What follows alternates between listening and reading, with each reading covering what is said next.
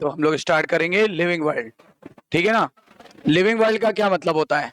Living world का मतलब होता है जितने भी जीव जंतु हैं जिनके अंदर कोशिकाएं पाई जा रही हैं वो सभी सम्मिलित हो जाएंगे। क्या बोला मैंने? जिसमें कोशिकाएं पाई जा रही हैं। वायरस लिविंग वर्ल्ड में सम्मिलित नहीं किया जाएगा। क्यों? क्योंकि वायरस के पास कोई कोशिका नहीं है। तो लिविंग वर्ल्ड का मतलब होता है वही कि जीवित संसार। इसमें कौन आएगा? इसमें सब आ जाएंगे। इसमें आएंगे 5 किंगडम। 5 किंगडम में पूरे लिविंग वर्ल्ड को समेट लिया गया है। 5 किंगडम कौन से आएंगे? पहला हो जाएगा मोनेरा, जिसमें आएंगे दुनिया के सारे बैक्टीरिया यानी एक कोशिकी प्रोकैरियोटिक सेल। दूसरा आएगा कौन सा? दूसरा आएगा प्रोटिस्टा। इसमें दुनिया के सारे एक कोशिकी जीव आएंगे, पर पहले बोला था प्रोकैरियोट, अब बोल रहा हूं यूकैरियोट, ठीक है ना। 2 हो गए। तीसरा फंजाई, जिसमें दुनिया के सारे फंजाई को रख दिया जाएगा जो खाना नहीं बना पाते। आपको पता है फंजाई अपना खाना नहीं बना पाते, हेटरोट्रॉफ्स हैं but they are multicellular. Heterotroph हैं बट मल्टीसेलर हो गए। उसके अलावा दुनिया में जितने खाना बना पाते हैं उनको प्लांटी में रख दिया गया। कितने हो गए टोटल? 4 हो गए। अच्छा, एक आखिरी जिसमें हम लोग हैं, ठीक है ना, क्या होगा? एनिमलिया। तो सबके अपने अपने गोल हैं। इसी गोल के आधार पे हम लोगों ने लिविंग वर्ल्ड को ऑर्गेनाइज किया हुआ है। लिविंग वर्ल्ड को कितने किंगडम में रख दिया है? 5 किंगडम में। अब हम इसमें इस चैप्टर में हम ये सीखेंगे कैसे क्लासिफिकेशन किया जाता है, लिविंग वर्ल्ड में कितने जीव जंतु किसको कहाँ रखना चाहिए, क्या उचित जगह है, क्या क्राइटेरिया देखेंगे, क्या नहीं देखेंगे, ठीक है ना। तो आज का मोटिवेशनल कोट क्या है? संघर्ष करते हुए मत घबराना, क्योंकि संघर्ष के दौरान ही इंसान अकेला होता है, सफलता के बाद तो सारी दुनिया साथ होती है। राइट, सही बात है। जब आप संघर्ष करोगे तो कोई नहीं पूछेगा। जब आप विनर बन जाओगे तो दुनिया माला लेके वेलकम करने खड़ी हो जाएगी। बताओ, है ना।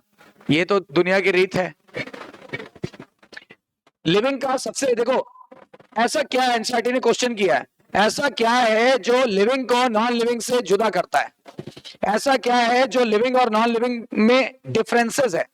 देखो, 2 क्वेश्चन लिविंग वर्ल्ड को देख के सामने आते हैं। एनसीईआरटी की लाइन को बता रहा हूं, 2 क्वेश्चन सामने आते हैं। नंबर 1 कि what is the difference between living and non living, और एक क्वेश्चन आता है what is the motto of life. Life का मोटो क्या है? तो ये जो पहला क्वेश्चन था ये तो टेक्निकल है कि भाई क्या डिफरेंस है लिविंग और नॉन लिविंग में, ये जानना जरूरी भी है कि अगर हम लिविंग है तो क्यों, और अगर ये पेन नॉन लिविंग है तो क्यों। राइट, इसका मतलब क्या है, लिविंग और नॉन लिविंग में डिफरेंस जानना बहुत जरूरी है। और कह रहे हैं ये टेक्निकल क्वेश्चन है। बिल्कुल सही है, टेक्निकल क्वेश्चन है। इसका उत्तर हम अभी आपको बताएंगे। नंबर 2, अगला क्वेश्चन ये राइज हो जाता है कि what is the purpose of life. अब पर्पस बोले, मेरा पर्पस कुछ और, सबका पर्पस कुछ और। भाई डॉक्टर कहेगा कि भैया लोग ज्यादा बीमार हो, मेरी दुकान ज्यादा चले, सही ना। तो इसी तरह मेडिकल स्टोर वाला भी बोलेगा बहुत ज्यादा मेरी दुकान चले, यानी कि लोग ज्यादा बीमार होंगे तो मेडिकल स्टोर ज्यादा चलेगा। अच्छा, किससे पूछो, टीचर क्या सोचेगा, बच्चे ज्यादा पढ़े तो उसकी दुकान चलेगी, सही है कि नहीं है। उसके अलावा और क्या होगा, जैसे आप मान लो कोई सब्जी वाला सोचे अरे ज्यादा सब्जियां बिके तो मेरी दुकान चलेगी। कहने का मतलब कोई मोटो नहीं है। मोटो तो आप डिफाइन कर ही नहीं सकते। हम बोले जीवन का क्या मोटो है, नहीं डिफाइन कर सकते, क्योंकि ये स्पिरिचुअल या फिलोसफिकल क्वेश्चन हो गया। तो इस पे हम डिस्कशन नहीं करेंगे। एनसीईआरटी की लाइनें बोल रहा हूं, बाहर की नहीं। तो हमारा मुद्दा क्या है, क्वेश्चन 1 की क्वेश्चन 2। क्वेश्चन वन क्या था, what is the difference between living and non living, ये टेक्निकल क्वेश्चन था। और दूसरा क्वेश्चन था what is the purpose of life, वो फिलोसफिकल क्वेश्चन है, वो स्पिरिचुअल क्वेश्चन है, उस पर हम क्वेश्चन मार्क नहीं लगाएंगे, वो हम छोड़ देंगे। राइट, अब सवाल ये उठता है अगर हम लिविंग है तो क्यों, क्योंकि मेरे अंदर ये गुण है। क्या गुण है? सबसे पहले तो सेल है। हर लिविंग के पास क्या होना जरूरी है, सेल या कोशिका, ठीक है ना। नंबर 2, उस सेल में ग्रोथ हो रही है, तो नंबर 2 क्या आएगा, ग्रोथ। नंबर 3 क्या आएगा, रिप्रोडक्शन। हर एक लिविंग ऑर्गेनिज्म यानी जीव जंतु अपने आप का रिप्रोडक्शन कर लेते हैं, अपने जैसा जीव बनाने की क्षमता रखते हैं, ठीक है ना, यानी रिप्रोडक्शन तीसरा फीचर हो गया। चौथा फीचर, हमारी सेल में क्या चल रही है, रिएक्शन, नाम बताओ, मेटाबॉलिज्म। फिर 5वां फीचर, अगर हमें आप एक थप्पड़ मारोगे तो हम क्या करेंगे, गांधी जी तो है नहीं, दूसरा गाल आगे कर देंगे। बताओ क्या करेंगे, आज के डेट पे कोई ऐसा करता है? नहीं। चलो एक बार कर भी दिया, फिर आप दूसरा जोड़ दोगे, फिर हमने आगे कर दिया तीसरा। अब कब तक कोई पेशेंस करेगा, रखेगा? तुरंत हम क्या करेंगे, बस अब बहुत हो गया। फिर आपने एक जोड़ दिया तो एक हमने कस के जोड़ दिया कान के नीचे, चिटाक, है ना? तो कहने का मतलब ये क्या हुआ सर, ये कॉन्शियसनेस, हम कॉन्शियस है भाई, मरे नहीं हुए। हम अगर इस बोर्ड पे बोले तुम्हारी ऐसी की तैसी, तुम मेरा कुछ नहीं कर सकते, कुछ नहीं कर सकता, कहेगा सही है, क्या रिस्पॉन्स करेगा? नहीं करेगा। लेकिन अगर हमें कोई बोले हम तुरंत रिस्पॉन्स करेंगे, क्योंकि हम है कॉन्शियस। जो जीवित होता है वो कॉन्शियस है, चेतना है उसके अंदर, चेतना, उसके अंदर चेतना है। कंफर्म? कॉन्शियसनेस को इंग्लिश में, कॉन्शियसनेस इंग्लिश वर्ड है, हिंदी में बोलते हैं चेतना, यानी हमारे अंदर चेतना है। जब भी कोई बाहरी संवेदना आएगी तो हम रिस्पॉन्स करेंगे। सर्दी आएगी अपने आप कपकपाएंगे, गर्मी आएगी उबल के बैठेंगे, सर्दी आएगी फुल बांह के कपड़े पहनेंगे, मोटे मोटे जैकेट्स पहनेंगे, गर्मी आएगी पतली पतली टी शर्ट्स पहनेंगे। बोलो सही है कि नहीं? रिस्पॉन्स किया कि नहीं किया? यानी संवेदना आएगी और रिस्पॉन्स करोगे। What is this? चेतना या कॉन्शियसनेस। दुनिया में हर जीव कॉन्शियसनेस शो करेगा। चलो इतने हो गए। उसके अलावा हमारे अंदर इवोल्यूशन होता है, इनके अंदर इवोल्यूशन नहीं है। ये बोर्ड आज लगा दिया जाए, 10 साल बाद ये पुराने मॉडल का हो जाएगा, 5 साल बाद पुराने मॉडल का हो जाएगा, इवोल्यूशन नहीं होगा। लेकिन हम अगर 10 साल बाद अपनी बात करें तो इंसान इवॉल्व हो जाएगा। माना 10 साल नहीं लगेंगे, लाखों साल लगेंगे, पर इवॉल्व तो होगा। ये लाखों साल भी ऐसे ही रहेगा, कबाड़ हो जाएगा, अवशेष बन जाएगा। सही है कि नहीं? हम लोग इवॉल्व हो सकते हैं, ये इवॉल्व नहीं हो सकते। मतलब हमारे अंदर विकास होगा, इनके अंदर नहीं होगा। उसके अलावा और क्या हो सकता है? हम सेल्फ रेगुलेटरी हैं। हम सेल्फ रेगुलेटरी हैं, अपने आप को खुद ही रेगुलेट करते हैं। हमारा शरीर खुद को रेगुलेट कर लेता है, ठीक है ना? सेल्फ रेगुलेटरी है, सेल्फ ऑर्गेनाइज्ड है। हम सेल्फ ऑर्गेनाइज्ड हैं, हमारा ऑर्गेनाइजेशन खुद ही से हुआ है, खुद ही से बना है। सेल से टिश्यू, टिश्यू से ऑर्गन, ऑर्गन से ऑर्गन सिस्टम। तो सेल्फ ऑर्गेनाइज्ड, सेल्फ रेगुलेटरी और इंटरैक्टिव सिस्टम है हमारा। इंटरैक्टिव, इंटरैक्टिव का मतलब ब्रेन कहेगा कि हार्ट बीट बढ़ा दो, बढ़ा देगा। ब्रेन कहेगा हार्ट बीट घटा दो, घटा देगा। याद करो, जब टेंशन में होते हैं हार्ट बीट बढ़ जाती है, ठीक है ना? जब हार्ट बीट बढ़ रही होती है और आप टेंशन से दूर आ जाते हो, टेंशन से परे निकल जाते हो, तो जो बढ़ी हुई हार्ट बीट है वो घट जाएगी। ब्रेन कहेगा खाना पचाओ, तो एंजाइम निकलने लगेंगे। ब्रेन कहेगा नहीं अभी खाना नहीं है, अब मत पचाओ, तो खाना, एंजाइम निकलना बंद हो जाएगा। तो क्या इंटरेक्शन है, बहुत ज्यादा इंटरेक्शन है, सारे सिस्टम मिलकर काम कर रहे हैं। याद करो, नर्वस सिस्टम में पढ़ा था कि जब हम मैकेनिकल एक्सरसाइज करते हैं, याद करो, तो क्या होता है? तो मसल को ऑक्सीजन ज्यादा चाहिए कि कम? अच्छा, एनर्जी ज्यादा निकालना है कि कम? तो ऑक्सीजन सप्लाई बढ़ जाएगी, रेस्पिरेशन रेट बढ़ जाएगा। बताओ, लंग्स पर लोड बढ़ा कि नहीं?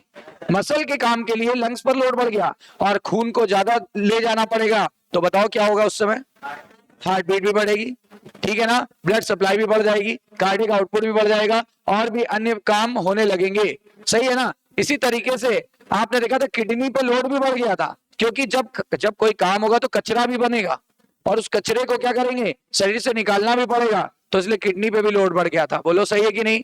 तो ये भी एक हो गया। तो क्या क्या प्रॉपर्टी हो गई? नंबर 1 सेल, नंबर 2 उसके अंदर होने वाला मेटाबॉलिज्म, है ना? फिर वो सेल रिस्पॉन्स दिखाएगी। अमीबा को टच कर दो, अमीबा चल रहा हो, आप टच कर दो, दिशा बदल देगा। यूनिसेलुलर जीव है, दिशा बदल देगा। अमीबा को हाई टेम्परेचर वाले पानी में डाल दो, भागेगा लो टेम्परेचर की तरफ। एक तरफ हाई टेम्परेचर दो और एक तरफ लो टेम्परेचर दो, हाई से किधर भागेगा? लो। और अगर बहुत लो कर दिया फिर आ जाएगा ऑप्टिमम पे। तो जब अमीबा जैसा एक कोश की जीव कॉन्शियसनेस है, ठीक है ना? एक पौधा आता है छुई मुई, देखा होगा, छू दो तुरंत, है ना? फिर बाद में फिर कैसा हो जाएगा? नॉर्मल। अगर कॉन्शियस नहीं है तो क्यों किया उसने? अगर पौधे कॉन्शियस नहीं है तो कैसे पहचान लेते कि हमारी सराउंडिंग में पानी है कि नहीं? और पानी नहीं होता तो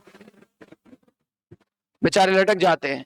बोलो कैसे पहचान जाते हैं? कॉन्शियस है ना। प्रदूषण हमने बढ़ाया, पौधे कॉन्शियस हैं, नुकसान उनको हुआ। बताओ सही है कि नहीं? तो ये कॉन्शियसनेस, फिर ग्रोथ, फिर रिप्रोडक्शन, फिर उसके बाद self organize, self regulatory, interactive system और एवोल्यूशनरी सिस्टम। बोलो सही है कि नहीं? ठीक है ना? क्लियर है? सबसे पहला, और इनमें से पता है जितने भी फीचर मैंने बताए, इनमें से 2 फीचर ऐसे हैं जो लिविंग को डिफाइन नहीं करते और बाकी के फीचर लिविंग को डिफाइन करते हैं। बताओ कौन से 2 फीचर लिविंग को डिफाइन नहीं करते? मैं आपको बताता हूं। फार्मूला है इसका, नजर। तो जो डिफाइन नहीं करेंगे उसके लिए फार्मूला क्या है? नजर। नजर को इंग्लिश में कैसे लिख सकते हैं? NGR लिख सकते हैं, NGR।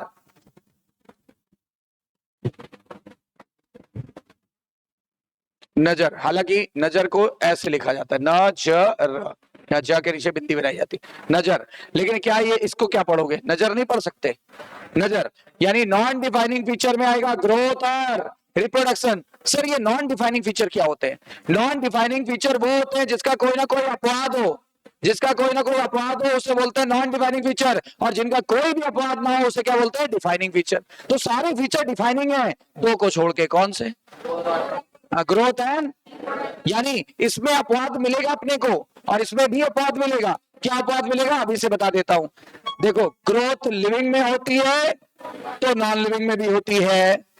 सर ये क्या बात कर रहे हो? ग्रोथ लिविंग में भी होती है, नॉन लिविंग में भी? लेकिन हमारा तो फैन जो है वो इतने दिन से इतना ही बड़ा है, बड़ा नहीं हुआ। फैन नहीं बड़ा हुआ, फैन अंदर से बड़ा नहीं हो सकता। फैन के ऊपर बाहर धूल तो इकट्ठा है, फैन की ब्लेडों पर धूल तो इकट्ठा है। अगर इस फैन को रोकें और जब हम बिल्कुल साफ कर दें और इसका वर्नियर कैलिपर्स, जानते हो वर्नियर कैलिपर से बहुत माइन्यूट लेवल तक मापा जा सकता है, उससे हम इसकी थिकनेस निकालें और जब धूल जम गई हो 1-2 साल बाद फिर उसकी थिकनेस निकालें, थोड़ा सा तो फर्क आएगा, थोड़ा सा तो फर्क आएगा। यानी यहां पे ग्रोथ इंटरनल फैक्टर्स के कारण नहीं हुई, इंटरनली नहीं हुई, एक्सटर्नली हुई, due to the deposition of external material. External material के इकट्ठा होने से ग्रोथ हुई। बोलो, हम लोग में ग्रोथ एक्सटर्नल मटेरियल के इकट्ठा होने से नहीं हो रही है, अंदर से हो रही है, इंटरनल मटेरियल इकट्ठा होने से हो रही है। This is the basic difference. समझ में आई बात? बताओ, इंटरनल ग्रोथ किसमें होगी? इंटरनल ग्रोथ किसमें होगी? लिविंग में कि नॉन लिविंग में? और एक्सटर्नल ग्रोथ किसमें होगी? तो अपवाद आ गया कि ग्रोथ तो दोनों में हो रही है, इसका भी अपवाद आ गया। और रिप्रोडक्शन, अब बोलोगे सर ये तो मैं गारंटी से कह रहा हूं कि रिप्रोडक्शन तो नॉन लिविंग में नहीं होता, हम भी मानते हैं, पर एक बात बताओ, हर जीवित में रिप्रोडक्शन हो ऐसा भी तो नहीं है ना। मैं आपको अपनी सोसाइटी में बहुत सारे ऐसे हस्बैंड वाइफ मिल जाएंगे जिनके बच्चे ही नहीं है।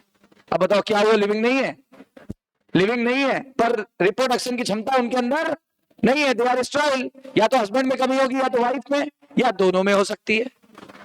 बोलो भाई, तो क्या वो रिप्रोड्यूस नहीं कर पा रहे, तो क्या वो लिविंग नहीं है ना? लिविंग। अपवाद ने मिला कि नहीं मिला? और अपवाद बताए। म्यूल, खच्चर रिप्रोड्यूस नहीं कर सकता। म्यूल शांतो, डंकी और हॉर्स को जब घोड़े और गधे को क्रॉस कराओ तो म्यूल पैदा होता है। खच्चर जो बोझा ढोने के काम आता है, वो कभी रिप्रोड्यूस नहीं कर सकता। वो छोड़ दो, हनी बी में 3 प्रजातियां, 3 वो कास्ट होते हैं। पहली क्वीन, दूसरा ड्रोन यानी मेल, और तीसरी वर्कर। जो वर्कर हनी बी होती है वो स्ट्राइल होती है।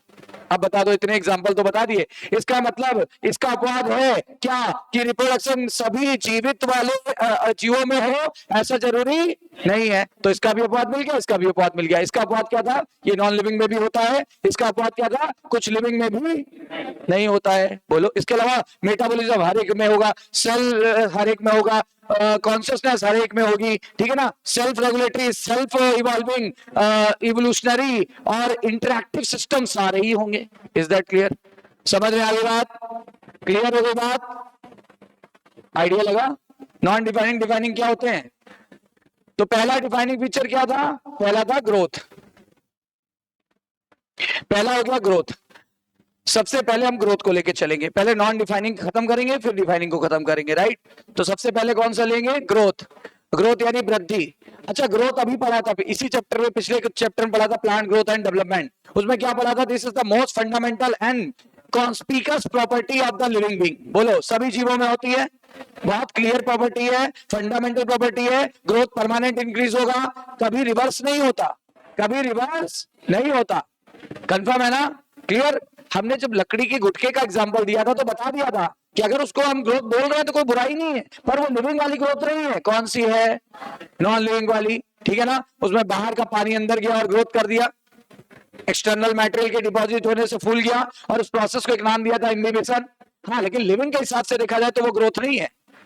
लकड़ी के गुटके में लिविंग के हिसाब से ग्रोथ नहीं है। हाँ, नॉन लिविंग के हिसाब से सोचो तो है, और उसका कारण भी ढूंढा था, इम्बिबिशन, जो कि एक फिजिकल प्रॉपर्टी है, जो कि एक फिजिकल प्रॉपर्टी है, राइट। अब उसके अलावा बताओ, ग्रोथ जो होती है, ग्रोथ किसकी वजह से हुआ था? मेटाबॉलिज्म की वजह से। बताओ ग्रोथ के क्या कैरेक्टर होते हैं, आइए डिस्कस करें। ग्रोथ के अलावा रिप्रोडक्शन भी होता है, ये दोनों नॉन डिफाइनिंग है। रिप्रोडक्शन दो टाइप का होता है, आपको पता है, एक एक चीज पे आइए डिस्कशन करते हैं।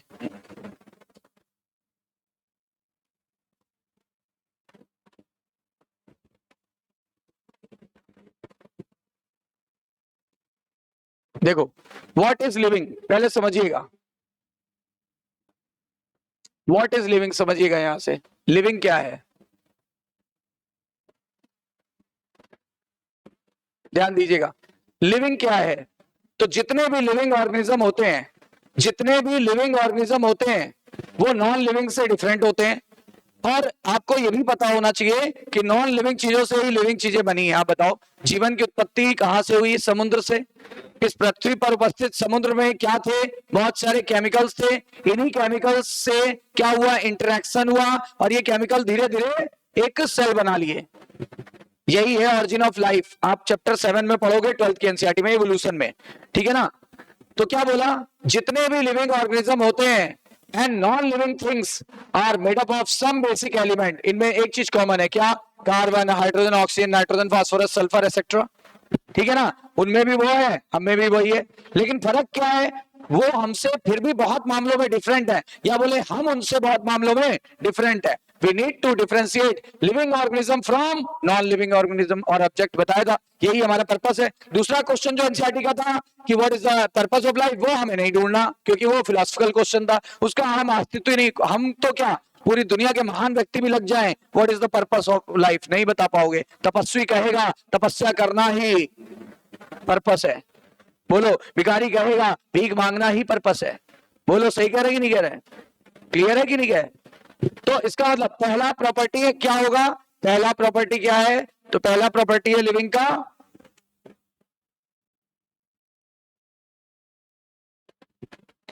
जितने भी लिविंग ऑर्गेनिजम्स होते हैं,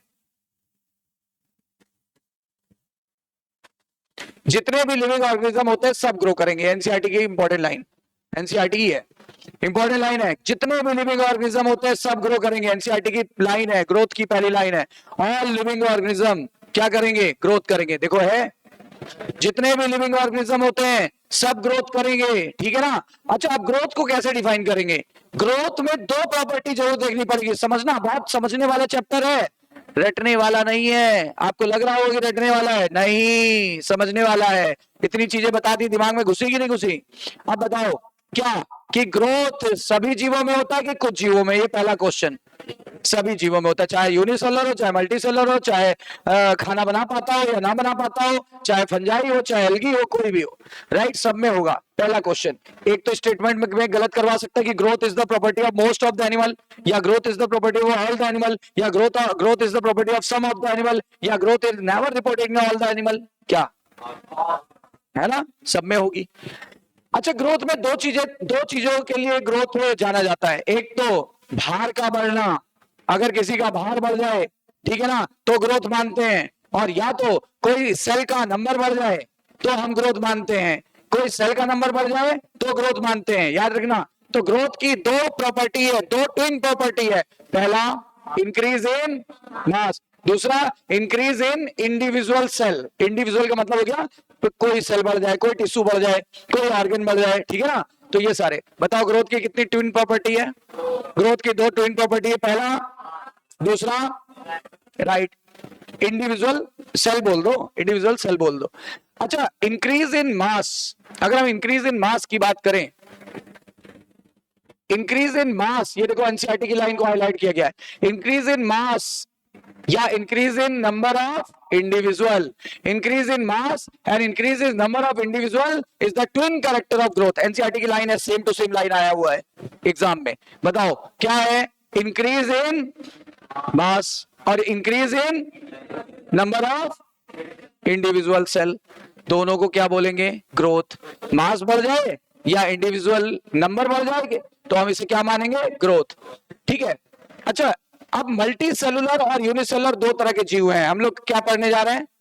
मल्टी सेलुलर। ध्यान देना एनसीईआरटी ने क्या कहा है, कोई भी हो, मल्टी सेलुलर हो या यूनिसेलुलर हो, ग्रोथ के लिए क्या जरूरी है? ग्रोथ के लिए कोशिका विभाजन यानी सेल डिवीजन जरूर होना चाहिए। बताओ, चाहे यूनिसेलुलर हो चाहे मल्टी सेलुलर है, ग्रोथ के लिए क्या होना जरूरी है?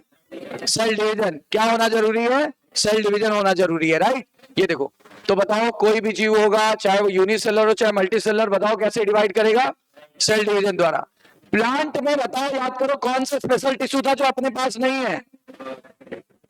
अभी पढ़ा है पिछले चैप्टर में, कौन सा? Meristematic tissue. प्लांट के पास मेरिस्टेमेटिक टिश्यू यानी विभज्य ऊतक की ऊतक है जो हमारे पास नहीं है। इसीलिए प्लांट में लाइफ टाइम तक ग्रोथ होती है कि निश्चित आयु तक? लाइफ टाइम तक ग्रोथ होती है। अनलिमिटेड की लिमिटेड, डिटर्मिनेट की इनडिटर्मिनेट? Generally indeterminate. याद करो, जनरली हम नहीं बता सकते कितनी शाखाएं निकलेंगी, कितना लंबा पौधा होगा, हर शाखा में कितनी पत्तियां होंगी, हर एक शाखा में कितने फूल बनेंगे, कितने फल बनेंगे, कुछ नहीं पता लगा सकते। सही है कि नहीं? इनडिटर्मिनेट होती है, लाइफ टाइम तक होती है। तो बताओ, बोल रहे हैं प्लांट में ग्रोथ कैसे होती है? प्लांट में कोशिका विभाजन होगा, एनिमल में भी होता है कोशिका विभाजन, लेकिन कंटिन्यूअस होती है प्लांट में। कंटिन्यूअस कंटिन्यूअस होती है, कंटिन्यूअस पूरे जीवन भर होती है, जीवन भर। इसका कारण हम बता देते हैं आपको, याद दिला दे। कौन सा? कौन सा? Meristematic tissue. मेरिस्टेमेटिक टिश्यू, ठीक है ना। अब एनिमल में भी ग्रोथ होती है, वो भी सेल डिवीजन द्वारा होगी। प्लांट में ग्रोथ हो गई, हमें कारण पता चल गया। और अनलिमिटेड होती कि लिमिटेड? डिटर्मिनेट की इनडिटर्मिनेट? जनरली इनडिटर्मिनेट होती, दोनों है, पर जनरली क्या बोलेंगे? इनडिटर्मिनेट। और लाइफ टाइम तक होगी कि सर्टेन एज तक होगी? अब इसका उल्टा कर दो, ठीक ठीक उल्टा कर दो। एनिमल में मेरिस्टेमेटिक टिश्यू नहीं होता, इसलिए जो प्लांट की प्रॉपर्टीज है वो अपने अंदर नहीं है। क्या क्या प्रॉपर्टी थी? लिमिटेड, अनलिमिटेड तो अपने अंदर, उनके अंदर लाइफ टाइम तो अपने अंदर सर्टेन एज तक। अब हमारी वृद्धि नहीं होगी, कोई नहीं कह सकता मेरी हाइट एक सूत बढ़ेगी, 1 इंच बढ़ेगी, नहीं बढ़ सकती। सर्टेन एज आ गई, आपकी भी नहीं बढ़ेगी। अब सर्टेन एज में वो आ गए आप, 17 साल तक जो वृद्धि होनी होती है 18 साल तक हो जाती है, उसके बाद अब नहीं बढ़नी। अब ये आशा मत करो कि बढ़ जाएगी, है ना। तो इसका मतलब क्या होता है कि ये बोला गया कि सर्टेन एज तक ही ग्रोथ होगी, ठीक है, लिमिटेड ही ग्रोथ होगी। और हम डिटरमाइन कर सकते हैं, हम कह सकते हैं कि इंसान इससे ज्यादा हाइट के नहीं हो सकते। बोलो, अरे जो मैक्सिमम हाइट होगी दुनिया की, जिसका गिनीज बुक ऑफ रिकॉर्ड है, उससे ज्यादा तो हाइट का नहीं इंसान होगा। और जो मिनिमम है बोल देंगे इससे छोटा भी नहीं होगा। मिनिमम टू मैक्सिमम रेंज पता है कि नहीं पता है? हम बोले एक इंसान 10 फीट का है, मानोगे? हम बोलेंगे एक इंसान बढ़ता ही जा रहा है, मानोगे? नहीं, क्योंकि पॉसिबल ही नहीं है। तो देखो क्या लिखा हुआ है, एनिमल में जो ग्रोथ होती है वो कब होती है? सर्टेन एज तक। लेकिन ऐसा नहीं है कि अब हमारी लाइफ में कभी कोशिका विभाजन नहीं होगा, ग्रोथ नहीं होगी। होगी कब? जब चोट लग जाए, जब कट लग जाए तो क्या हो जाएगा? कट लग गई तो क्या हो जाएगा? चोट भरेगा, और चोट भरने के लिए फिर से कोशिका विभाजन हुआ, माइटोसिस, और फिर चोट भर गई, फिर रुक जाएगा। बोलो, और अगर ना रुकता तो क्या बन जाता? Cancer. Unlimited cell division is known as, uncontrolled cell division is known as cancer. समझ आई बात? क्लियर हो गई बात? तो देखो लिखा है सर्टेन एज तक ही होगी, लेकिन कोशिका विभाजन होगा, सर्टेन टिश्यू में होगा। और कब? जब सेल को रिप्लेस करना हो, लास्ट सेल को रिप्लेस करना हो, यानी जो कट लग गया, सेल लास्ट हो गई है, सेल बीच से कट गई है, फट गई, उसके टुकड़े हो गए, उन सेल को हटाना पड़ेगा, नई कोशिकाएं बनानी पड़ेगी। तो यहाँ की कोशिका इससे जुड़ जाएगी, और जब जुड़ जाएगी तो घाव भर जाएगा। समझ आई बात? तो प्लांट और एनिमल में डिफरेंस समझ आया कि ग्रोथ कैसे होती है। यूनिसेलुलर की बात करें, अब हम आ गए यूनिसेलुलर पे। अभी तक हम क्या पढ़ रहे थे? मल्टीसेलुलर। अब हम कहां पे आ गए? यूनिसेलुलर पे। तो यूनिसेलुलर में जो ग्रोथ होती है वो भी कैसे होती है? मैंने अभी कुछ देर पहले बोला था, ग्रोथ मतलब हाँ, वो बात अलग है कि हो सकता है इनमें बाइनरी फिजन हो रहा हो, द्विखंडन, और हम में हो रहा हो माइटोसिस, वो अलग है। लेकिन सेल डिवीजन होना पड़ेगा, बिना सेल डिवीजन के ग्रोथ नहीं हो सकती, क्योंकि हमने सेल डिवीजन में पढ़ाया भी था, growth and division is continuous process. Growth and division is continuous process लिखा था हम लोगों ने। One can easily observe in vitro. अच्छा बताओ, कह रहा है यूनिसेलुलर में ग्रोथ होती है, हमें कैसे पता चलेगा? एक बैक्टीरिया ले लो या एक अमीबा ले लो, कोई भी एक कोशिका वाला जीव ले लो, या एक पैरामीशियम ले लो, या एक यूग्लिना ले लो। इनको क्या करो, इनको कल्चर मीडियम में ले रखो। कल्चर मीडियम समझते हो ना, जिसमें ये वृद्धि कर सकते हैं। उस मीडियम में रख दिया। उस मीडियम में रखने के बाद वो पेट्री डिश में रखते हैं ना, पेट्री डिश, अरे ग्लास का बाउल जैसा होता है, पेट्री डिश में रख लिया। पेट्री डिश में रखने के बाद थोड़ी देर छोड़ दिया, 1 से 2, 2 से 4, 4 से 8, 8 से 16 डबल होते जाएंगे। कुछ ही समय में ये करोड़ों हो जाएंगे। देखो माइक्रोस्कोप से, एक रखा था, अब कितने हो गए? अनेक। अभी क्या बोला था? किसी भी इंडिविजुअल सेल का बढ़ना क्या कहलाता है? ग्रोथ। हो गई ग्रोथ? हो गई ग्रोथ? बोलो भाई, हो गई ना ग्रोथ?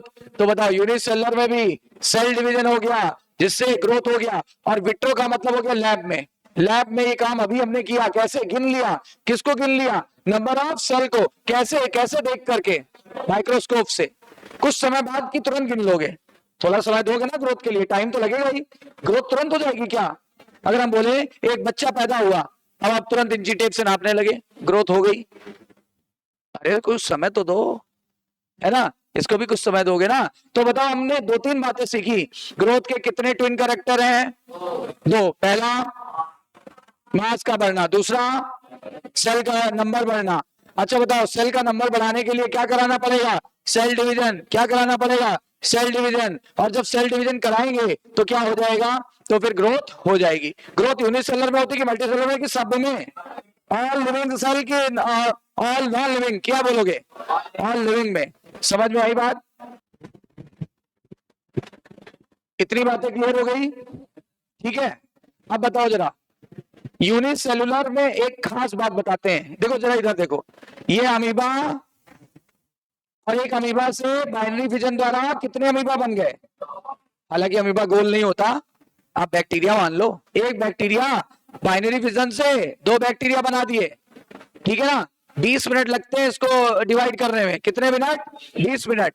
20 मिनट में ये डबल हो जाएगा। अब 20 मिनट में ये डबल हो जाएगा, इसको बोलते हैं बाइनरी फिजन। कंफर्म? अब देखना, एक पेरेंट सेल से कितनी डॉटर सेल बन गई? 2।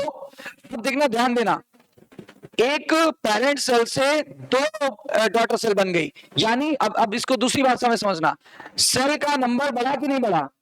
सेल का नंबर बढ़ना ग्रोथ कहलाएगा कि नहीं कहलाएगा? ग्रोथ हो गया। अब नजरिया बदलो, अब नजरिया बदलो। अब आपका पॉइंट 2, हमने बोला था सेल का नंबर बढ़ जाए तो हम इसे ग्रोथ बोलेंगे। हम अभी भी इनकार नहीं कर रहे हैं, ग्रोथ हम बोल रहे हैं इनको। लेकिन एक और दिक्कत आ गई। क्या? एक बैक्टीरिया से 2 बैक्टीरिया बन गए, तो इन्होंने तो अपनी जनसंख्या बढ़ा ली, ये तो रिप्रोड्यूस कर गए। तो पता है, यूनिसेलुलर में ग्रोथ और रिप्रोडक्शन एक ही घटनाएं हैं। मैं बोलूं यहां ग्रोथ हो गई, आप मानोगे। ये बोल रहे हैं यहां रिप्रोडक्शन हो गया, आपको मानना पड़ेगा, क्योंकि दोनों ही तरीके सेम है। देखो, पेरेंट सेल से डॉटर सेल बन गई, यानी कि एक जनरेशन से दूसरी जनरेशन में पहुंच गए, तो क्या बोलेंगे? रिप्रोडक्शन, जनन। लेकिन नंबर ऑफ सेल बढ़ रहा है, तो क्या बोलेंगे? तो ग्रोथ बोलेंगे। तो बताओ, यूनिसेलुलर में ग्रोथ और रिप्रोडक्शन एक दूसरे के पर्यायवाची हैं कि नहीं है? और इंग्लिश में सुनो, एक दूसरे के सिनोनिम्स हैं कि नहीं है? है। समझ में आई बात? लेकिन हमारे साथ ऐसा नहीं होता। हमारे अंदर ग्रोथ अलग है और रिप्रोडक्शन अलग है। दोनों अलग अलग घटनाएं हैं कि एक ही घटना है? अलग अलग है कि एक ही? जल्दी बोलो। राइट। कंफर्म है ना? देखो, चैप्टर कितना आसान हो रहा है समझने में। क्या? यूनिसेलुलर में ग्रोथ और रिप्रोडक्शन एक दूसरे के सिनोनिम्स हैं। सिनोनिम्स यानी पर्यायवाची। याद आ रहा है? सेम मीनिंग, सेम मीनिंग वाले अर्थ को सिनोनिम्स कहते हैं। अच्छा, हायर एनिमल और प्लांट में ग्रोथ और रिप्रोडक्शन अलग अलग घटनाएं हैं, दोनों एक्सक्लूसिव घटनाएं हैं। ग्रोथ का रिप्रोडक्शन से कुछ नहीं लेना देना, और रिप्रोडक्शन का ग्रोथ से कुछ नहीं लेना देना। बोलो, कंफर्म है ना? बताओ, किसमें ग्रोथ और रिप्रोडक्शन वो एक्सक्लूसिव प्रोसेस नहीं है? हाँ, यूनिसेलुलर में एक्सक्लूसिव प्रोसेस नहीं है। नहीं है तो आप क्या बताओगे? यूनिसेलुलर। किसमें दोनों ही एक्सक्लूसिव प्रोसेस है? आंसर हायर में, हायर एनिमल और प्लांट में। समझ आई बात? यानी मल्टी सेलुलर में दोनों अलग अलग घटनाएं हैं, यूनिसेलुलर में एक ही घटना है। Growth and reproduction is the synonyms in case of, answer आप बताओगे, यूनिसेलुलर की मल्टी सेलुलर। अब आओ नॉन लिविंग पे। अब हमारा टारगेट कहां आ गया? नॉन लिविंग पे। मैंने क्या बोला था? नॉन लिविंग में भी ग्रोथ होती है, लेकिन उनमें पता क्या होता है? सेल का नंबर नहीं बढ़ता, सेल है ही नहीं, नंबर कैसे बढ़ जाएगा? वहां पे वाला फंडा काम आता है। याद करो, दो लक्षण बताए थे ग्रोथ के, भार का बढ़ना और नंबर ऑफ इंडिविजुअल सेल का बढ़ना। अब हम भार वाला क्राइटेरिया लेंगे। देखो क्या कह रहे हैं, कह रहे हैं नॉन लिविंग ऑब्जेक्ट में भी ग्रोथ होती है। कहता है क्यों? क्यों हम क्यों बोल रहे हैं? क्योंकि इंक्रीज इन बॉडी मास, वहां बॉडी मास बढ़ेगा, तो ये क्राइटेरिया ग्रोथ का कारण बन जाएगा। बोलो, एनसीईआरटी की सारी लाइनों को समझो, एक्सप्लोर किया गया है। बताओ क्या समझ में आया? ये समझ में आया कि जो ग्रोथ होती है ये नॉन लिविंग में भी होती है, लेकिन नॉन लिविंग में कौन सा क्राइटेरिया लेके चलेंगे? सेल डिवीजन तो होना नहीं, तो नंबर तो बढ़ने नहीं। इंडिविजुअल सेल वाला, दो करेक्टर लिए थे, इंडिविजुअल सेल वाला नंबर लेंगे, सॉरी इंडिविजुअल सेल का बढ़ना लेंगे या भार का बढ़ना लेंगे? भार का बढ़ना। हम बोले इस पंखे को हम वेट कर लेंगे, मान लो वर्नियर कैलिपर से ना भी नाप पाए, मान लो कि हमने इस पंखे को वेट किया, पहले जब एकदम साफ सुथरा था, धूल इकट्ठा नहीं थी, तब वेट आया मान लो 2 किलो 132 ग्राम, मान लो एग्जैक्ट, बिल्कुल सही काटा है। अब हमने सेकंड टाइम किया तो 2 किलो 132 बोला था ना, 2 किलो 200 ग्राम, तो इतनी तो वृद्धि हो गई ना, इतना भार बढ़ गया ना। अच्छा, और क्यों बढ़ा? Due to the internal factors की due to the external. External factor में भी क्या था? The deposition of surrounding material. हमारी सराउंडिंग में धूल था, वो यहाँ इकट्ठा हो गया। बोलो, तो बताओ नॉन लिविंग में ग्रोथ किसके आधार पे मानेंगे? मास के आधार पे। और ये क्राइटेरिया हम इस्तेमाल करेंगे। जैसे पर्वतों में ऐसे ही ग्रोथ होती है, और बुल्डर्स का मतलब होता है क्या? शिलान्यास। बुल्डर्स यानी शिलान्यास, जो शिलान्यास बनाई जाती है ना, उनमें भी ऐसे ही ग्रोथ होती है। और उसके अलावा सैंड माउंट, जो उसके रेत के टीले होते हैं, रेत के टीले जैसे दुबई वगैरह में है, अपने राजस्थान में है, रेत के टीलों में रेत उड़ के आती है और टीले बढ़ते चले जाते, ऊंचे हो रहे हैं, तो वहां क्या बढ़ रहा है? भार बढ़ रहा है कि नहीं बढ़ रहा है? और एक्सटर्नल मटेरियल डिपॉजिट हो रहा है कि नहीं हो रहा है? बताओ, पर्वतों में एक्सटर्नल मटेरियल डिपॉजिट होगा, पंखे वाले एग्जांपल में एक्सटर्नल मटेरियल डिपॉजिट हुआ था, बुल्डर यानी शिलान्यासों में यही वाला हुआ था, सैंड माउंट्स यानी कि रेत के टीले, ये सब ऐसे ही वृद्धि कर रहे हैं। क्वेश्चन कैसे आएगा अभी बता रहा हूं। ग्रोथ इनहिबिट, मैं आपको अभी एनसीईआरटी पढ़ना सिखा रहा हूं कि एनसीईआरटी पढ़ोगे कैसे। अभी तक तो सारे लॉजिकल चैप्टर थे, अभी क्या है ना, अभी ये वाले जो चैप्टर हैं इसमें क्वेश्चन कैसे बनेंगे, हमें कैसे याद रखना है, अभी आज मैं बताऊंगा आपको। कह रहे ग्रोथ नॉन लिविंग में भी हो रही है, लेकिन यहां ग्रोथ कैसे हो रही थी? इकट्ठा होने से। किसके इकट्ठा होने से? मटेरियल। कहां पे इकट्ठा हो रहा था? ऑन द सरफेस, ठीक है ना, ऑन द सरफेस। हालांकि ये नहीं आएगा लेकिन लिख दिया, इसको बोलते हैं एक्रीशन ग्रोथ। अगर कहीं पे कोई सरफेस पे कोई चीज इकट्ठा होने से वृद्धि हो जाए तो इसको बोलते हैं एक्रीशन ग्रोथ। क्या बोलते हैं? हालांकि ये लाइन एनसीईआरटी में नहीं है, तो इसलिए आप इसको छोड़ भी सकते हो, कोई दिक्कत नहीं है। लिविंग्स में ग्रोथ कहां से होती है? अंदर से कि बाहर से? अच्छा, अंदर से होती है, इसको क्या कहेंगे? छोड़ दो, लेकिन इसका कारण मैं जानना चाहूंगा आपसे। अंदर से कहां से? क्या फैक्टर लग जाएंगे? अरे ग्रोथ का कारण क्या है? मेटाबॉलिज्म। अंदर से कौन सा फैक्टर? मेटाबॉलिज्म। इसका आंसर है भाई साहब मेटाबॉलिज्म। बताओ ग्रोथ का कारण क्या था? बताओ, एनाबॉलिज्म जब कैटाबॉलिज्म से ज्यादा हो जाता है तो ग्रोथ हो जाती है। बताओ, एनाबोलिक रिएक्शन जब कैटाबोलिक से ज्यादा हो जाती है तो ग्रोथ हो जाती है। मतलब मेरी भूख 2 रोटी की है और मैं डेली 4 खाऊं, तो बताओ मेरा वेट बढ़ जाएगा, ग्रोथ हो गई कि नहीं हो गई? एक एग्जांपल बता रहे हैं, हालांकि वेट वाला क्राइटेरिया हम लोग में नहीं लिया जाता, वो नॉन लिविंग से लिया जाता है, मास का बढ़ना है ना। हम तो आपको सिंपल भाषा में समझाना चाहते हैं, दैट्स ऑल। तो ये क्लियर हो गया। ग्रोथ फंडामेंटल प्रॉपर्टी थी कि नॉन फंडामेंटल? ठीक है, but not to be consider as defining property. क्या ये कंसीडर करें डिफाइनिंग प्रॉपर्टी में? नहीं। कहते हैं जो मर गया वो कभी ग्रोथ नहीं करता है, क्योंकि मर गया तो ग्रोथ। आप कहते हो ना सर हमने देखा था, क्या ये बात सच है? हमसे एक बच्चे पूछते थे, पहले बच्चे ये सवाल करते थे, जब इंटरनेट मीडिया नहीं था, जब बहुत सारी चीजें नहीं थी, तो पता सवाल करते थे, सर क्या ये बात सच है कि वो जो मरने के बाद दाढ़ी मुझे नहीं बढ़ती, हमने तो देखा है, हमारे फलाने वो एक्सपायर हो गए थे तो हमने देखा था दाढ़ी मुझे उनकी बढ़ गई। हमने कहा नहीं, वो भ्रम होता है, नहीं होता है। वो दाढ़ी मुझे आपको लगता है, एक्चुअली होता क्या है, चेहरा श्रिंक हो गया, मरने पर चेहरा श्रिंक हो जाता है। अब चेहरा श्रिंक हो गया, बाल तो उतने ही बड़े, तो हल्का अच्छा 19-20 का डिफरेंस लगने लगता है। भाई सेल सेल आप मर गए, आपका बॉडी सिकुड़ने लगेगा, सड़ने लगेगा, डिके होने लगेगा। आप बोलो, तभी तो फ्रीजर में रख देते हैं तुरंत। पहले तो बर्फ की सिल्ली पे रखते थे, अब आप आजकल फ्रीजर आ गए, उनमें रख देते हैं, है ना, ताकि कोई बाहर से आने वाला है तो वेट कर ले, है ना। तो क्योंकि अंतिम उसके भाई बहुत लगाव होता है, एक अंतिम दर्शन हो जाते तो थोड़ा तसल्ली मिल जाती है ना। तो इसलिए क्या होता है, उसको फ्रीजर में रख देते हैं, तो बॉडी श्रिंक नहीं करती ज्यादा। अगर बॉडी बाहर है ना, श्रिंक कर जाएगी, इसलिए आपको लगता है कि हो गई, वरना डेड में कभी ग्रोथ नहीं होती। बोलो पूरा याद हो गया, ग्रोथ फिनिश हो गया कि नहीं हो गया, ठीक है। सेकेंड प्रॉपर्टी क्या है, सेकेंड प्रॉपर्टी क्या है, रिप्रोडक्शन। अब देखो रिप्रोडक्शन जो होता है,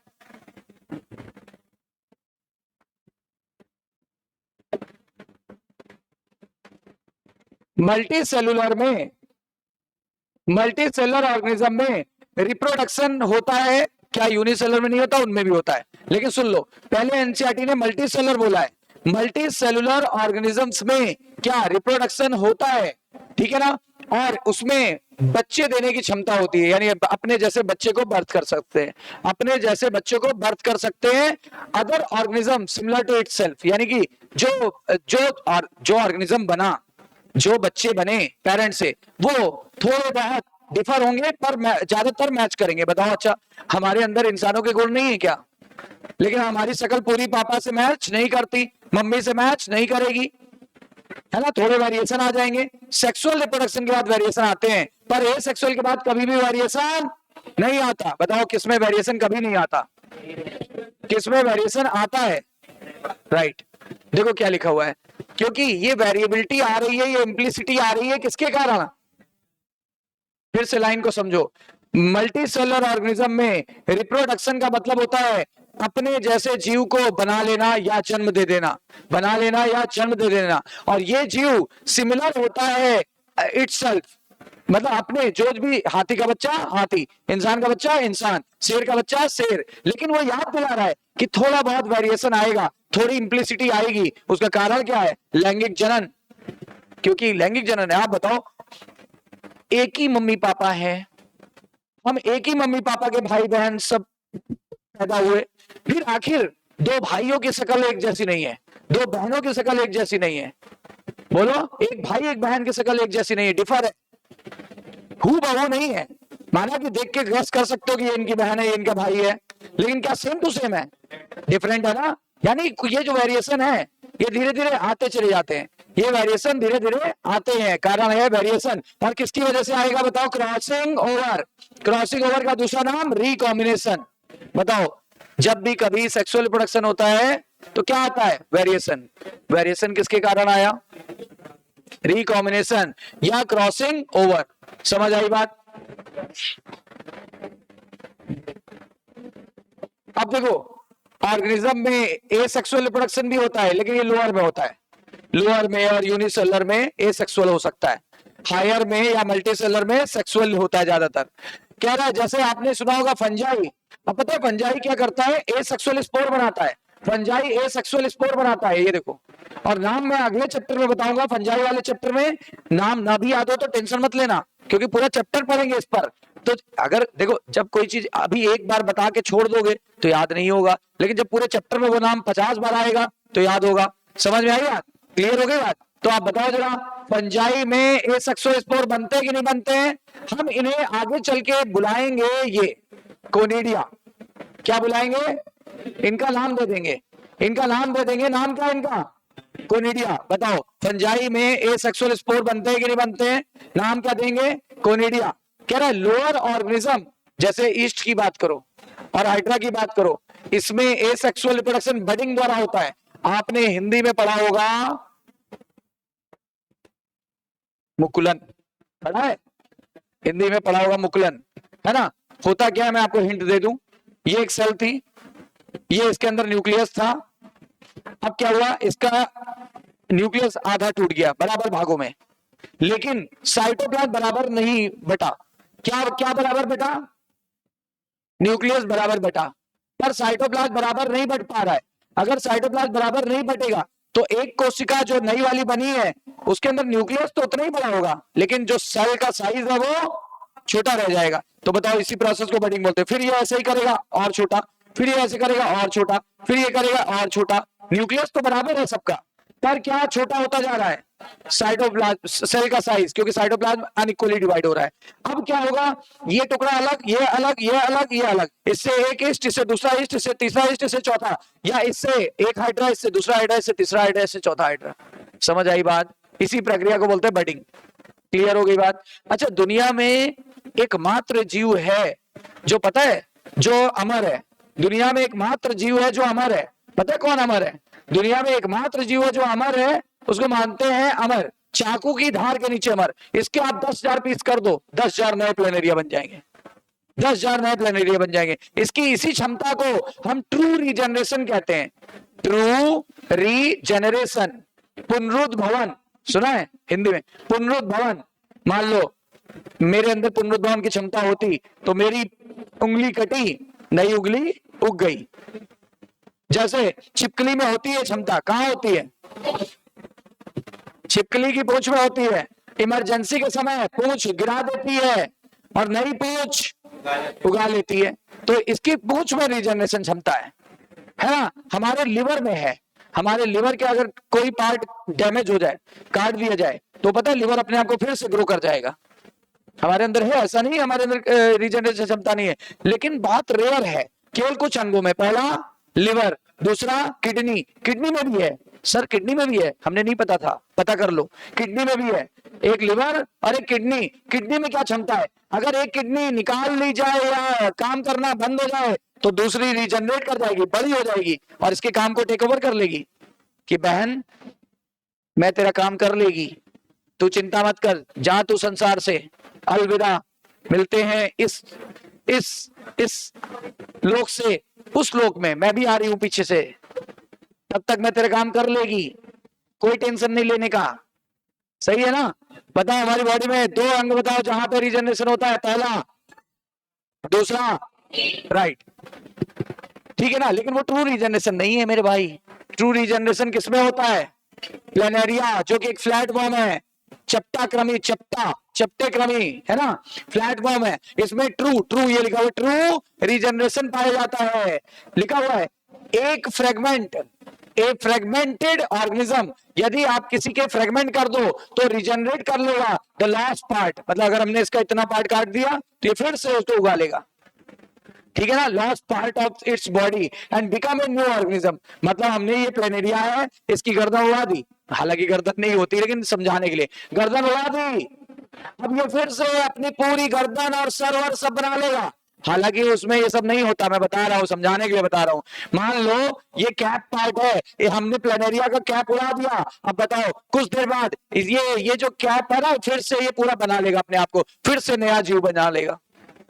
कंफर्म हो गई बात? अब देखो, ये देखो, फंजाई में, फिलामेंटस एल्गी में और प्रोटोनिमा मॉस। अच्छा, इन तीनों में क्या समानता है मैं आपको बता देता हूं। ये तीनों में धागे नुमा स्ट्रक्चर पाया जाता है, तीनों फिलामेंटस होते हैं। मैं एक रूल सिखा रहा हूं आज, अगर आपको कहीं फिलामेंटस जीव दिख जाए, अगर फिलामेंटस जीव दिख जाए तो उनमें एक खास बात जरूर होती है, F for filamentous, F for fragmentation. उसके टुकड़े टुकड़े हो जाएंगे। ये रिप्रोडक्शन का तरीका है। ए सेक्सुअल पढ़ रहे हैं कि सेक्सुअल? ए सेक्सुअल। क्या हो जाएगा उसके टुकड़े? 1 टुकड़ा, 2 टुकड़ा, 3 टुकड़ा, 4 टुकड़ा, 5 टुकड़ा, 6 टुकड़ा। और 6 टुकड़े जब हो गए तो ये जितने भी टुकड़े थे ये सबसे नया जीव बन जाएगा, इन सब से नया जीव बन जाएगा। इसकी इसी क्षमता को बोलते हैं क्या? फ्रेगमेंटेशन। क्या बोलेंगे?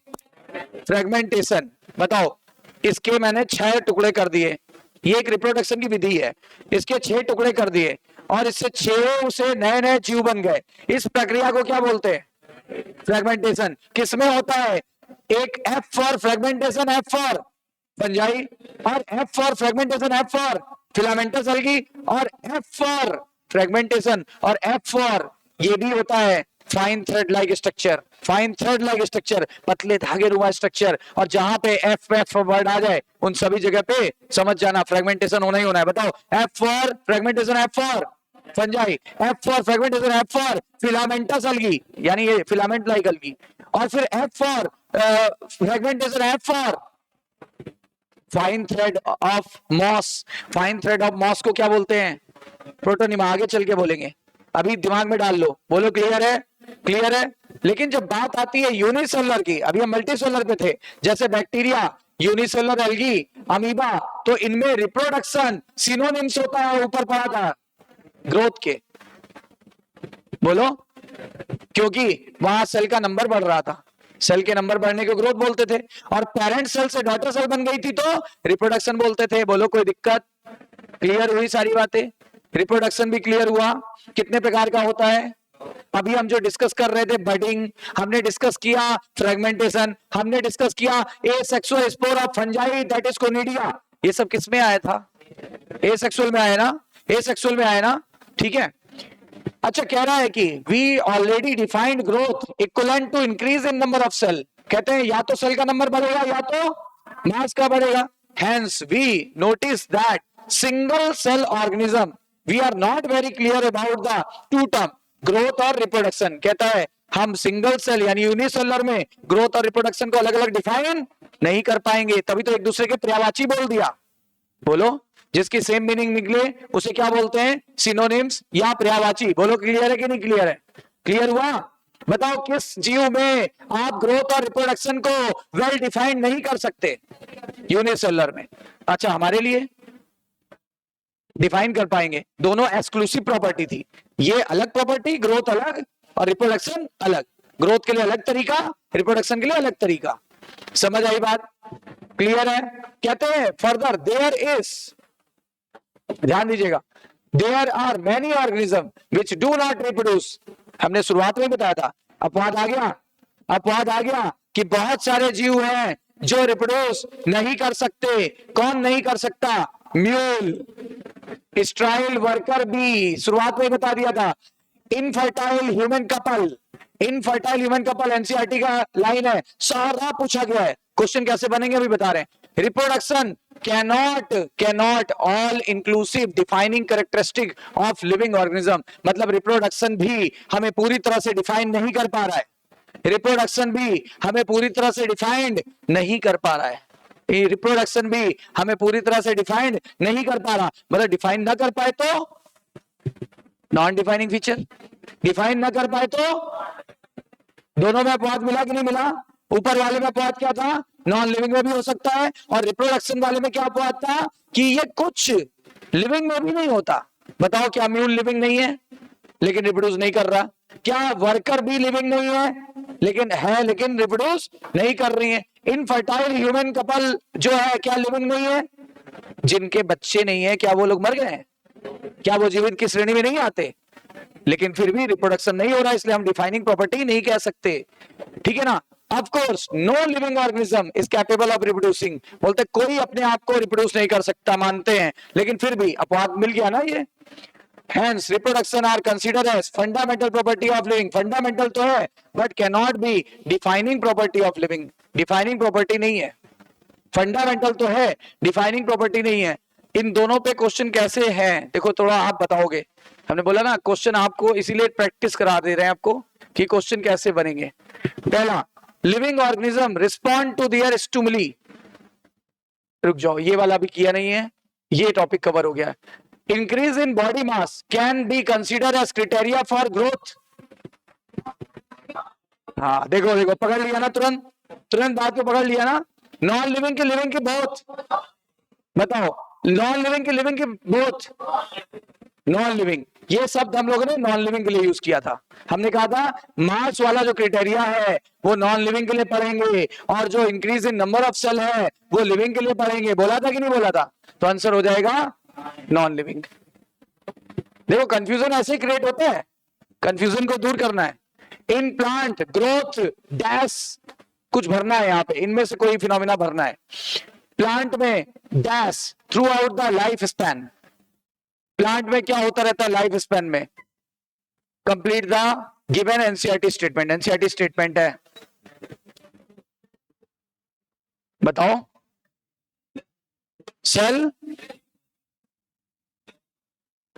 डिफरेंशिएशन, प्लांट में सेल डिफरेंशिएशन, सही है, सेल डिफरेंशिएशन होगा नहीं, लेकिन यहां पे लिखा है plant growth occurs by, plant growth कैसे होगी, ठीक है ना, by cell multiplication throughout the life span.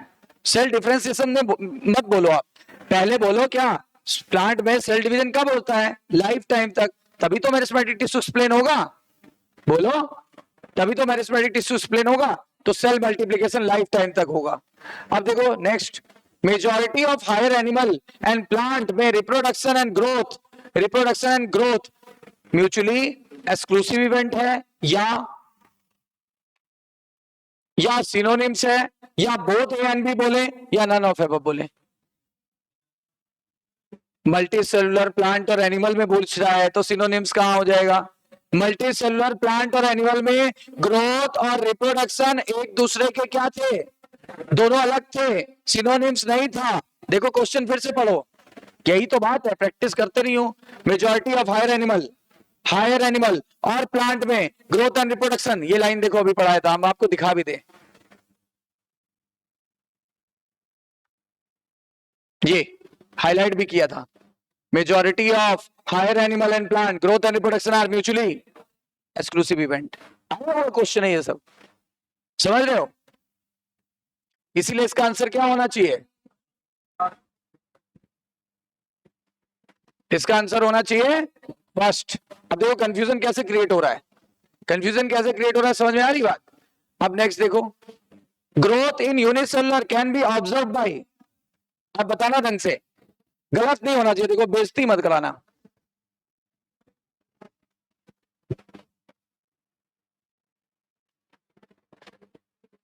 Unicellular में ग्रोथ कैसे ऑब्जर्व किया था, बोलो, हमने बताया था लैब में, यानी विट्रो लैब में पहले रखो उसको, थोड़ा समय तो डिवाइड होने का, एक से अनेक हो जाएगा, माइक्रोस्कोप की मदद से गिन लो। अब बताओ कोई ऑप्शन है, हाँ डी है, देखो ये सब वहीं से लाइन। अब देखो ये लाइन थी, ये लाइन यहाँ थी, एनसीईआरटी की लाइन है भाई, मैं आपको एनसीईआरटी बता रहा हूं कैसे पढ़नी है, तभी तो क्वेश्चन गलत हो जाते हैं, एनसीईआरटी लेके रख लोगे। ये देखो कहीं लिखा होगा, ये वन कैन इजिली ऑब्जर्व, देखो यूनिसेलुलर में सेल डिवीजन द्वारा होता है, in vitro culture simply by the number under microscope, same line थी, है ना। आगे बताना, धीरे धीरे आदत डाल लोगे आप। ये बताओ लिविंग और नॉन लिविंग के लिए कॉमन फिनोमेना क्या है, organism for the feature of growth, common बोल रहा है, कॉमन कौन सा कह सकते हैं, इंक्रीज इन मास, हमने बोला था, लेकिन हाँ ज्यादातर मास वाला केस किसके लिए लेंगे, नॉन लिविंग के लिए, कॉमन है पर मास वाला केस ज्यादातर किसके लिए लेंगे, नॉन लिविंग, क्योंकि अगर हम बोल दें मास का बढ़ना तो हमारे अंदर क्या हो गई, कभी मास बढ़ेगा कभी घटेगा। अच्छा मान लो हम खाना बंद कर दे एक महीने, तो हमारा वेट कम हो जाएगा, वेट कम हो गया तो आप क्या बोलोगे, ग्रोथ तो नॉन रिवर्सिबल होती है, तो ये रिवर्सिबल कैसे हो गई, इसीलिए हमारे अंदर मास वाला फिनोमेना नहीं लेंगे, इंक्रीज इन नंबर वाला लेंगे, राइट। पर जब क्वेश्चन बनेगा तो इंक्रीज इन मास दोनों के लिए कॉमन बोल रहा है, कॉमन हो सकता है। Reproduction is synonyms with growth in which of following set of organism, reproduction growth के समान था किसमें, यूनिसेलुलर में, सभी यूनिसेलुलर जीवों के उदाहरण बता दो, सभी यूनिसेलुलर जीवों के एग्जाम्पल बता दो, क्वेश्चन खत्म हो जाएगा। बताओ क्या कहते हो, हाँ unicellular algae and fungi, fungi तो मल्टीसेलुलर होती है भाई, बैक्टीरिया यूनिसेलुलर होता है, एल्गी यूनिसेलुलर हो गई, अमीबा भी यूनिसेलुलर होता है, ठीक है ना। ये इसलिए गलत हो जाएगा, फिलामेंटस एल्गी मल्टीसेलुलर होती है, बैक्टीरिया यूनिसेलुलर होता है। देखो ये क्यों गलत हुआ, मल्टीसेलुलर, ये क्यों गलत हुआ, मल्टीसेलुलर। इसमें देखो फिलामेंटस एल्गी मल्टीसेलुलर, तो कौन सा सही हुआ, ए वाला सही हुआ, right. What is illustrated by the statement nothing lives forever yet life continue, बोलते हैं कौन सी चीज, कौन सा इलस्ट्रेट होगा स्टेटमेंट, ये वाला आप छोड़ दो पहले, ये वाला आप छोड़ दो अभी, ये आगे से जब करोगे तब पता चलेगा। ये हम लोग ने कहां पहुंच गए थे? 10 नंबर पे। नहीं नहीं नहीं, अभी इतना ही हम लोग ने अभी किया है, क्योंकि अब आ गया मेटाबॉलिज्म का ना।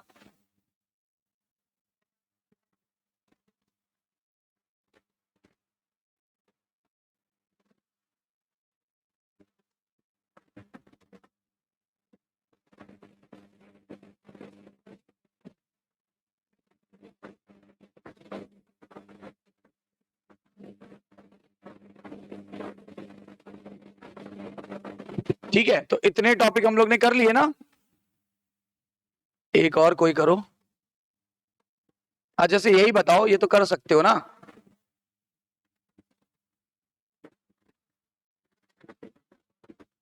Exclusive characteristic of living thing. Exclusive characteristic of living thing. Isolated metabolic reaction occurs in vitro. Isolated Meta, कोई भी रिएक्शन आइसोलेटेड कह रहा है करा सकते हो विट्रो में। ये अभी आगे का टॉपिक है, इसलिए थोड़ी सी अभी प्रॉब्लम हो रही है। बाकी पढ़ के देखो। Increase in mass from inside only लगा दिया, ओनली लगा दे तो सब गलत हो जाएगा फिर, ठीक है ना। ओनली लगाए फिर भी देखो कैरेक्टरिस्टिक समझ में आ जाएगा। Perception of event happening in environment and their memory. Increase in mass by accumulation of material both on the surface as well as internally. तो कह रहा है इसमें से एक्सक्लूसिव कैरेक्टर बताओ जो आपको लग रहा है बहुत विशेष है। ग्रोथ तो एक्सक्लूसिव है नहीं, ग्रोथ तो एक्सक्लूसिव है नहीं। मेटाबॉलिज्म शरीर के बाहर चलाओगे तो फायदा क्या, एक्सक्लूसिव कैसे हो जाएगा।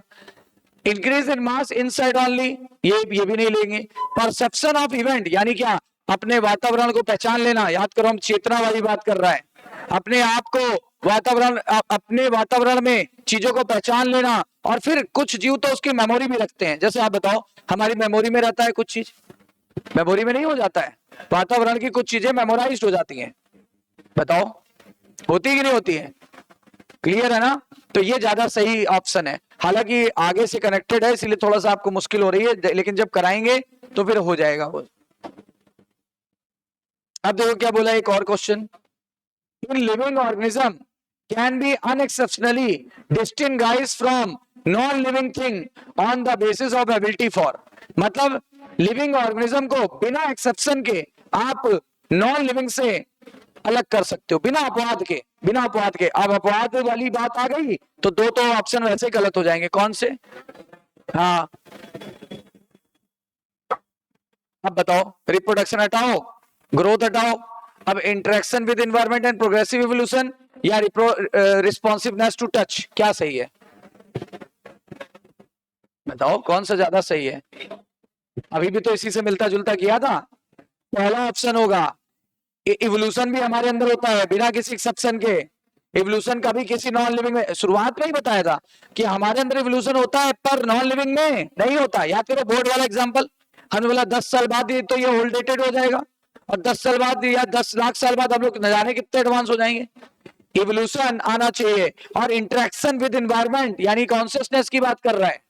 समझ में आई बात? क्लियर। अच्छा, biological level starts with, biological organization starts with, ये बात अभी लिखी थी, पहली पॉइंट था।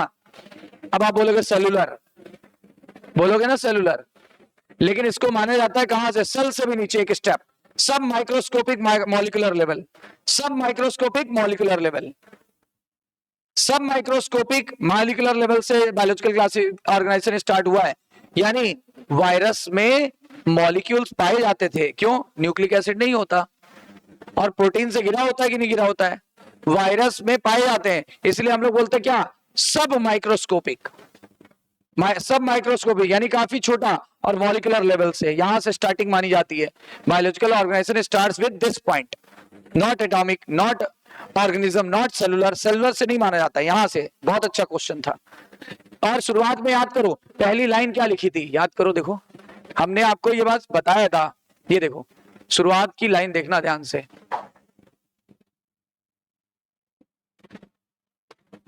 ये चाहे लिविंग हो चाहे नॉन लिविंग हो, सब में क्या पाए जा रहे हैं, है ना, और यही मॉलिक्यूल बनाएंगे, यही मॉलिक्यूल बनाते हैं, इन्हीं को बायोमॉलिक्यूल बोलते हैं। बताओ, तो मॉलिक्यूलर लेवल से स्टार्ट हुआ कि एटॉमिक लेवल से? मॉलिक्यूलर बोलना, हालांकि इसमें मॉलिक्यूल एटॉमिक फॉर्म में लिखा है, लेकिन आप बोलना मॉलिक्यूलर लेवल में। मॉलिक्यूलर लेवल से स्टार्ट हुआ, सब माइक्रोस्कोपिक मॉलिक्यूलर लेवल। इतनी बात क्लियर हो गई, समझ आई बात? चलो एक बार जरा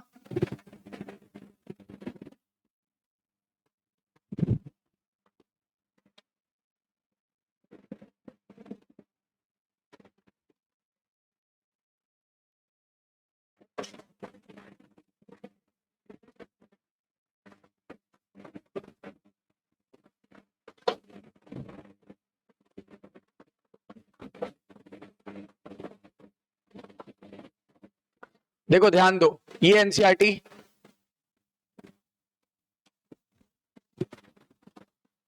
यहां से ध्यान दो, जितने लिविंग ऑर्गेनिजम्स है सब क्या करते हैं? Grow.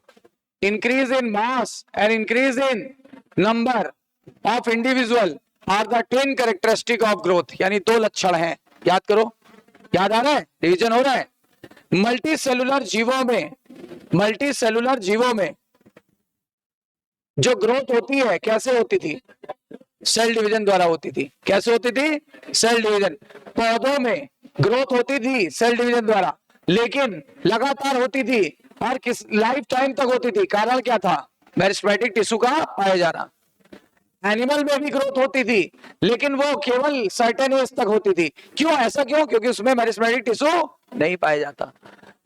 Cell division certain tissues में होता है कब? जब हमें चोट को भरना हो, घाव को भरना हो तब। कहता है ऐसा नहीं कि अब हमारे पास कभी नहीं होगा, घाव को भरना है। अच्छा, यूनिसेलुलर में भी ग्रोथ कैसे हुई? सेल डिवीजन द्वारा। ठीक है, one can easily observe this in vitro culture. बोलते कोई भी इसको, यही तो क्वेश्चन पूछा था अभी, इन विट्रो कल्चर में देख सकता है। कैसे? By counting the number of cell under microscope, under microscope. ठीक है, majority of higher animal and plant, उनमें ग्रोथ और रिप्रोडक्शन, ये भी क्वेश्चन किया था, म्यूचुअली एक्सक्लूसिव प्रोसेस है, नहीं किया था। देख रहे हो कितने कितने लाइनों पे क्वेश्चन बन सकता है। समझ में आई बात?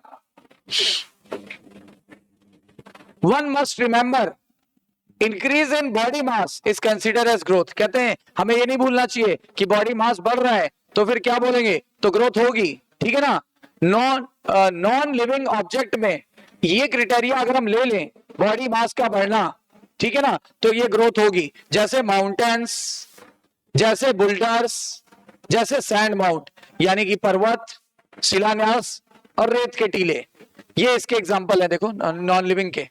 और यहां पे ये वाले पर भी क्वेश्चन किया था हमने, किया था कि ये वाला जो केस लेंगे किसके लिए लेंगे? नॉन लिविंग के लिए लेंगे कि लिविंग के लिए? देखो साफ साफ लिखा हुआ है। क्वेश्चन किया था कि नहीं? लेकिन क्वेश्चन करते समय कंफ्यूजन बढ़ गया था।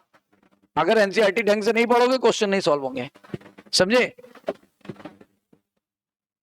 This kind of growth exhibit bye non living object. बोल रहा है ये जो ऊपर वाली ग्रोथ हुई थी ना, वो नॉन लिविंग ऑब्जेक्ट में हुई थी। कैसे हुई थी? By the accumulation of material on the surface. The living organism में ग्रोथ कहां से होती है? अंदर से। ग्रोथ, इसका मतलब ग्रोथ डिफाइनिंग प्रॉपर्टी है लिविंग ऑर्गेनिज्म की। क्या नॉट डिफाइनिंग, सॉरी, क्या नॉट डिफाइनिंग प्रॉपर्टी है? क्योंकि अपवाद निकल गया। अपवाद क्या था? लिविंग का कि नॉन लिविंग का? नॉन लिविंग में आ गया। conditions under which can be observed in all living organism to be explained, and then we understand it is the characteristic of living system। कहते हैं ये हमारा करेक्टर तो है, हमारे लक्षण तो है ग्रोथ, पर हमें डिफाइन नहीं कर रहा है। हमें डिफाइन नहीं कर रहा है। हमारे लक्षण तो है पर हमें डिफाइन नहीं कर रहा। बताओ, growth is character of human being और सॉरी लिविंग या नॉन लिविंग? करेक्टर तो है पर डिफाइन नहीं कर सकता। ग्रोथ हमारा लक्षण है, हमें देखा जाता है, लेकिन हमें डिफाइन नहीं करता है। क्यों डिफाइन नहीं करता? क्योंकि नॉन लिविंग में भी होता है। अच्छा, डेड ऑर्गेनिज्म कभी भी ग्रो नहीं करता है। डेड ऑर्गेनिज्म कभी भी ग्रो नहीं करता है। रिप्रोडक्शन देखो अभी हम लोग ने किया था, मैं मेन पॉइंट बोल देता हूं, देखो जरा ध्यान दो यहां से। एसेक्सुअल रिप्रोडक्शन कैसे होता है? फंजाई में कैसे हुआ था?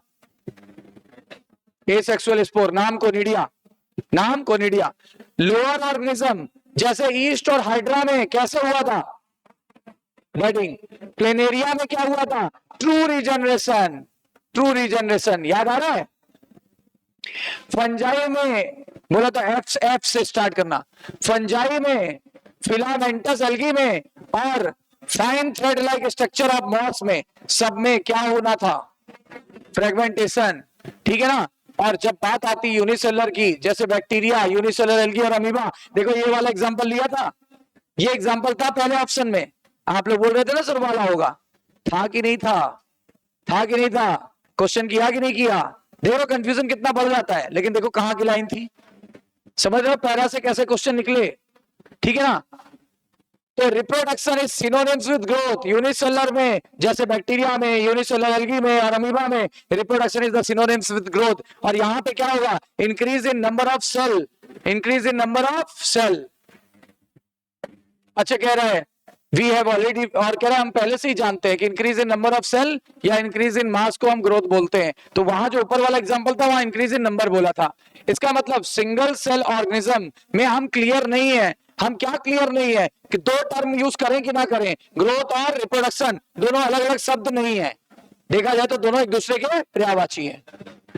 There are many organism which do not reproduce, कहते हैं म्यूल रिप्रोड्यूस नहीं कर सकता, स्ट्राइल वर्कर भी रिप्रोड्यूस नहीं कर सकती, इंसान कुछ रिप्रोड्यूस नहीं कर सकते। इसका मतलब reproduction can not be all inclusive defining characteristic, मतलब ये सबको डिफाइन नहीं कर सकता, ये सबको डिफाइन नहीं कर सकता, ठीक है ना। बोलते हैं नॉन लिविंग ऑर्गेनिज्म कभी भी रिप्रोड्यूस नहीं कर पाते या अपने आप को विभाजित नहीं कर पाते। तो देखो आज हम लोगों ने कौन से फीचर पढ़े, defining non defining? Non defining ही डिफाइनिंग। अच्छा ग्रोथ, ध्यान से बताना, ग्रोथ मेरा करेक्टर है कि नहीं? ग्रोथ नहीं हुई मुझ में, करेक्टर है, लक्षण है मेरा, पर मुझे डिफाइन, मुझे परिभाषित नहीं करता। ग्रोथ मुझे परिभाषित नहीं करता, पर मेरा लक्षण है कि नहीं है? अच्छा उसी तरह रिप्रोडक्शन मेरा लक्षण है कि नहीं है? अब वो बात अलग है कि कुछ इंसानों में रिप्रोडक्शन की क्षमता नहीं होती या कोई गड़बड़ी हो जाती है, कोई हार्मोनल इंबैलेंस हो जाता है, कोई साइकोलॉजिकल इंपैक्ट हो सकता है, कोई जो इनबॉर्न प्रॉब्लम हो सकती है। इनबॉर्न का मतलब जन्मजात। अब भाई जेनाइटल ऑर्गन जन्मजात ही नहीं सही से बन पाए तो कैसे रिप्रोड्यूस कर जाएगा? बोलो सही है कि नहीं? तो हम लोग ने आज नॉन डिफाइनिंग फीचर किया, डिफाइनिंग फीचर नहीं किया। ग्रोथ मेरा लक्षण है कि नहीं, पर हमें डिफाइन नहीं करता। रिप्रोडक्शन हमारा लक्षण है कि नहीं, पर हमें डिफाइन। देखो इतना पढ़ने के बाद अब जाके क्लियर हुआ, सारी चीज हो गई। बोलो क्लियर हो गया? तो कल क्या पढ़ेंगे, डिफाइनिंग नॉन डिफाइनिंग, राइट, ठीक है।